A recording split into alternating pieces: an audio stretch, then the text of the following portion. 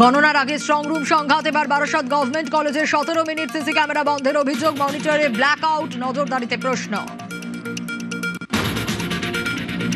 বারাসতে strong রুমের সামনে উত্তেজনা, সিসি ক্যামেরা বন্ধ করে ইভিএম এ কারচুপি। অভিযোগ অশোকনগরের তৃণমূল প্রার্থী ঢুকতে চেয়ে ধাক্কাধাক্কি। বিজেপির ক্যামেরা নয়, শুধুই মনিটর বন্ধ, দাবি কমিশনের।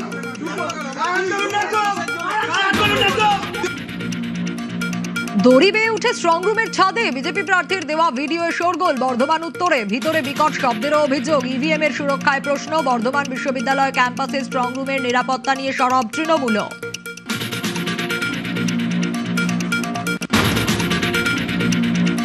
দক্ষিণ 24 পরগনার 15 বুথে পুনর্নির্বাচন। মগরাহাট পশ্চিমের 11 বুথে ফের ভোট। রিপোল ডায়মন্ড হারবারের 4 বুথেও সকাল থেকেই পোলিং সেন্টারে লম্বা লাইন।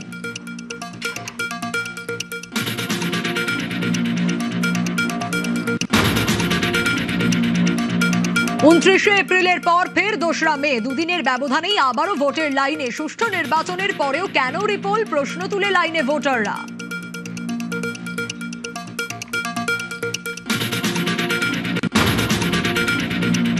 বাংলার ভোট গণনায় কেন্দ্র ও রাজ্যের সরকারি কর্মচারীরা। নির্দেশিকা মতোই কাজ করবে কমিশন। তৃণমূলের মামলায় হাইকোর্টের রায় বহাল সুপ্রিম কোর্টেও।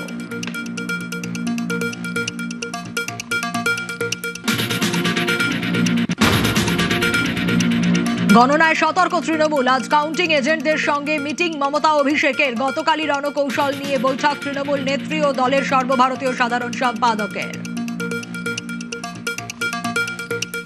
Top headlines.